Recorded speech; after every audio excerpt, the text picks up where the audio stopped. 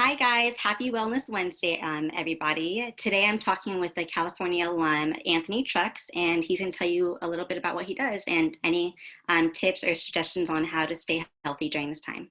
So Anthony, over to you. Hey, thank you. My name's Anthony Trucks. I'm a former U of O athlete, and I'm also a graduated 2006. And at this point in my life, I'm a speaker, I'm a coach, and author. I travel the world and talk about a whole lot of cool things in life.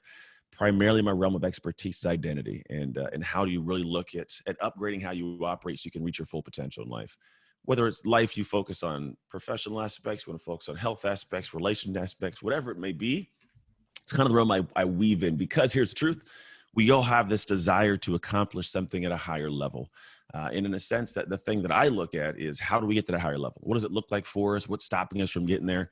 And so today I want to talk about one of the big key things that really ends up being a useful tool for all of us, which is resiliency. Now, we've all heard the word. We know what it means. We know what the kind of concept is. And a lot of the times that we face it, we're not quite, I don't think in the moment, aware that it's a moment we need to be resilient. And sometimes that hindsight kicks in and we look at ourselves and say, man, I could have done more. I should have stayed the course. And what's interesting is our dynamic time we're in now, everything is being pressed upon us. And a lot of people are being forced to be resilient and completely unaware of it. And so what happens is we have a lot more regretful hindsight's 2020 kind of moments. We're like, oh, 2020, hey, play on words there. No pun intended, but it works. But the idea was look at the aspect of, like, how do we have, more present conscious awareness of being resilient in the moments we need to be. We've got, right in this moment in time now, we've got a lot of, forest fires going on the West Coast. I'm in California, a town called Walnut Creek. So we're dealing with it literally in the midst of it, ash on my car, all that craziness. At the same time, we're being cooped up inside of our houses. We're not built for that. Humanity is not built to be out of connection with other humans. We're supposed to be in relation. We're built to connect, to talk, to share. And so a lot of people are feeling like that kind of compressed, closed in feeling. And we're being forced to have to be resilient. And what I believe is there's a lot of ways you can navigate that, and some actionable, tactical ways you can do it. So I've spent a lot of years of my life studying psychology and neuroscience and just human behavior to see how we operate. In the world that I work, identity is this thing that's very, very unique and special to me. I was given away at 3 years old in the foster care. I was actually brought into a household at 6 years old after 5 different houses of abuse and just different crazy things, where I was the only Black person in an all-white family, very poor, didn't have much growing up. So for the next 8 years, I was in that family. At 14, I was finally adopted and started a journey that led me through a lot of ups and downs to eventually get a chance to play college football at the University of Oregon. Had my first son in Oregon with my high school sweetheart. So I had all these different identity aspects that were always competing within me. I'm this kid that's a foster kid, then I'm the, non-diverse kid. We'll call it in the non-diverse community, the only Black kid. I'm the athlete. I'm the father. I found my real dad. So I have my real dad and my adopted foster dad. Like, I had these weird identities battling at all times. And then was blessed to play in the NFL with the Bucks, Redskins, and the Steelers, Washington football team now.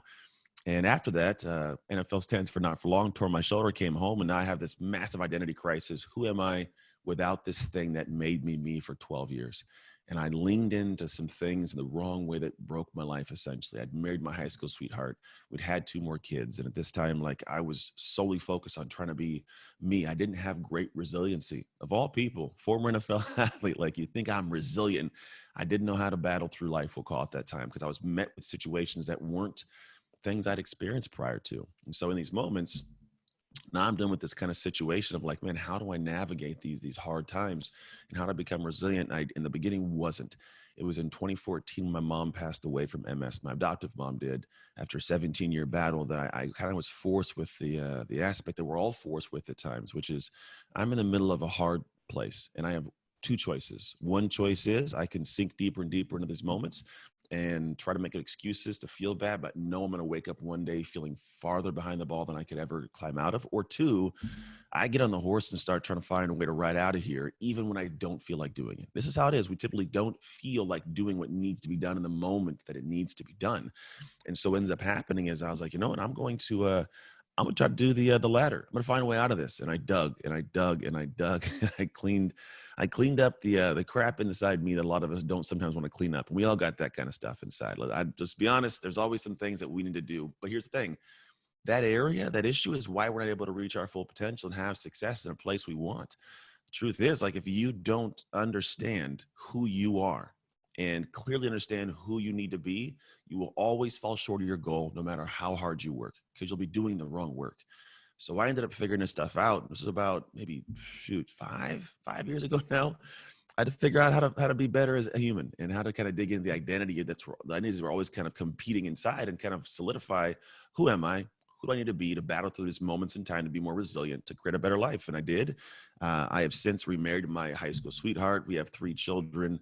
My life is great. I have a great business. I get a chance to travel the world and speak and talk to people. I've solved a lot of problems in my life that I can help other people solve.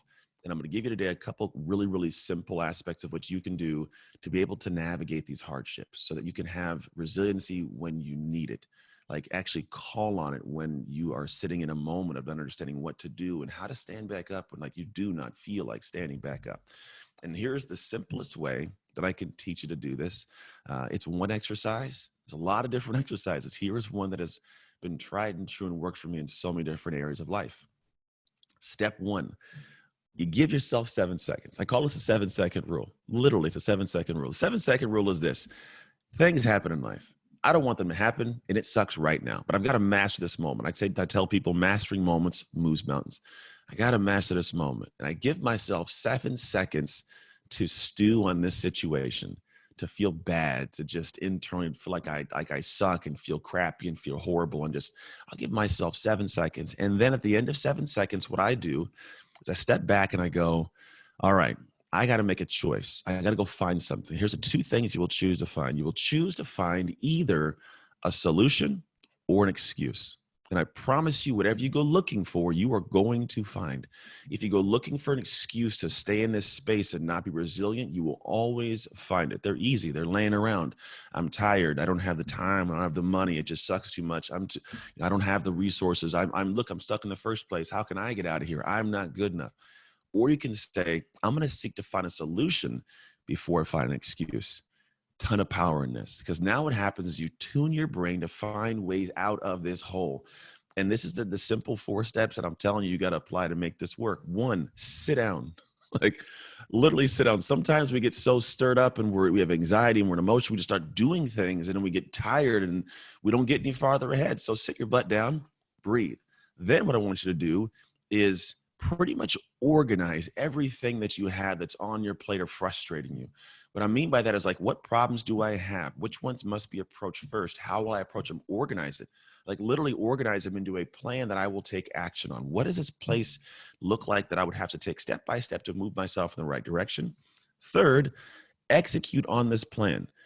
Action ends suffering. I don't care who you are, what you got going on. If you were in a funky place, if you don't take an action, you'll stay in that funky place. So essentially, the longer you stay in that place, the longer you stay in that place. So take an action based off this plan and just keep moving. The idea is, you don't have to, if you think about like video games, there's always like that energy bar of the monster you're fighting. You don't need to have one single hit that kills the monster. It's a bunch of little hits that over time just take out a little more energy and a little more energy from this beast. And that's how you approach it. You don't think about all the hits you're taking, but you just take one single step based on a plan you created, breathing, and then you start taking away. And here's what's cool. It's kind of like folding laundry. You got a pile of laundry. Every single shirt you fold, the pile gets smaller and everything gets more organized. And so what you do is just kind of fold the laundry of your tasks in life. And what you'll find, the action actually gives you a different perspective of where your focus goes. And where your focus goes, your energy flows. So your energy goes to a more positive place, a little more joyous, less issues to deal with, less problems. And then here's a 4-step: plan the repeat. You got where you're at in that moment. Maybe you're there now. You got where you're at because you essentially just were winging it in life. You didn't have a plan. There was no, just, you were rolling. So as opposed to waiting till this anxiety overwhelms you again and you get maximized, I highly recommend you sit down and say, when will I plan to do this again? Because the next time you do it, you'll have less laundry, we'll call it. But if you do it every week or every 2 weeks, you never have to worry about falling back into that funky place when a bad moment takes place or something rears its head. Because the truth is, it's not usually one individual moment. I mean, there are somebody passing away, losing a relationship. There are some moments where they do take you out. But typically, it ends up being like a compounding effect from multiple situations because you didn't deal with any of them in time. You procrastinated. You let things kind of fester. So if you let certain things kind of go away periodically and they don't kind of pile up, you don't get that same moment of overwhelm and feeling like you have to call on your resiliency. So in fact, what happens, resiliency becomes a daily action or a weekly action or bi-weekly action. And you don't run into those same headaches. So I hope this helps you, because I realize that at the end of the day, sometimes we need just these individual thoughts, exercises, nuggets of information that'll move the needle forward for our life. And for me, these are the things that I personally do to allow me to achieve the things I've done. After college, after the NFL, I actually, been on TV as American Ninja Warrior on NBC, and I've fixed my marriage. Obviously, I've got a whole lot of cool things I do in the world and businesses I run, all these things, and I am consistently bombarded with things that stress me out, but I never let them stack up. And because of that, I can navigate and do so much more, so I can truly reach my full potential, so I can help others do the same. So that's it. My name's Anthony Trucks. Go Ducks. The best way to connect with me is to go to anthonytrucks.com, just how it sounds, ANTHONYTRUCKS. You can go to @AnthonyTrucks on Instagram, and our company email is contact@anthonytrucks.com.